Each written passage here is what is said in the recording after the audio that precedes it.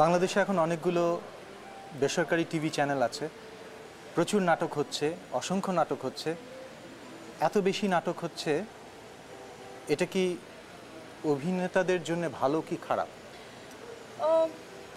আবার ওই যে কন্ট্রাডিক্টরি কথাবার্তা। প্রথমটাই নেগেটিভটাই বলি আগে। প্রথমটা হচ্ছে ওই যে বললাম আমাদের ভাবার সময়টা কমে যাচ্ছে।